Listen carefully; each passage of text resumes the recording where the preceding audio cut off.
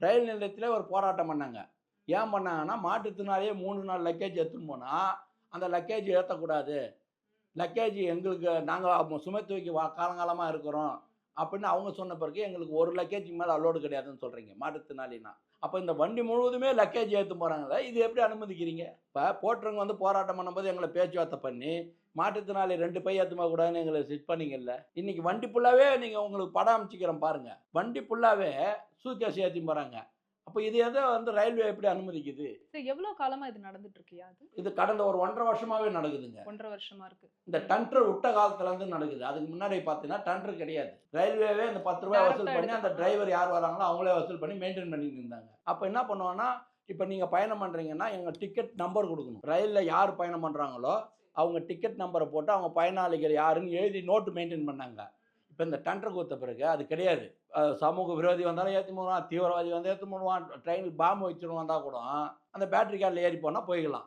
எவன் அதுல ஏறி போறான், யார் என்ன பண்றாங்கன்ற சிஸ்டத்தையே எடுத்துட்டாங்க. பாதுகாப்பும் இல்ல. பாதுகாப்பும் இல்ல. அதாங்க ஒரு ஸ்டேஷன் மாஸ்டர் வரைக்கும் என்ன அடிச்சு தண்டவாளத்துல போட்டுருன்னு சொல்றாங்க. அப்ப எவ்வளோ தைரியம் தான் சொல்லுவாங்க.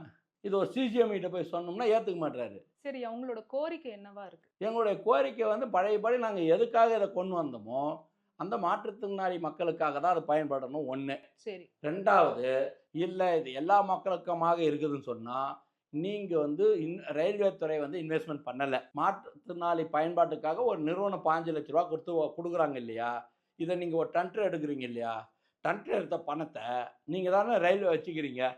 வேற எதுக்கும் யூஸ் பண்ணலல்ல. அப்ப இந்த பேட்டரி கார் எல்லா பிளாட்ஃபார்ம்லயும் மாற்றுத்திறனாளிக்கு தான் முதல் முன்னுரிமை. அப்படின்னு மாற்றுத்திறனாளிகளுக்கு இலவசமாக ஏத்தி போயும், நார்மலுக்கு மாற்றுத்திறனாளி இல்லாத இருக்கிற நேரத்துல, நீங்க அந்த நேரத்துல அவங்களுக்கு ஒரு ரேட்ட அதுவும் ஃபிக்ஸ் பண்ணணும். ஃபிக்ஸ் பண்ணி ஒரு ரூ. 25 30 நீ என்ன ஃபிக்ஸ் பண்ணி, அத தவிர வாங்கக்கூடாதுன்ற மாரி எடுத்துன்னு போறதும், அத பயணிகளுக்கு ரயில் நிலையத்துக்கு தான், ரயிலுக்கு தான் வராங்களான்னு முதல்ல இருந்த மாரி அந்த டிக்கெட் நம்பரு, டிக்கெட் எல்லாம் போட்டு பதிவு பண்ணி, அவர்கள மாரி தான் ஏத்தி போணுன்றது ஒரு கண்டிஷன்.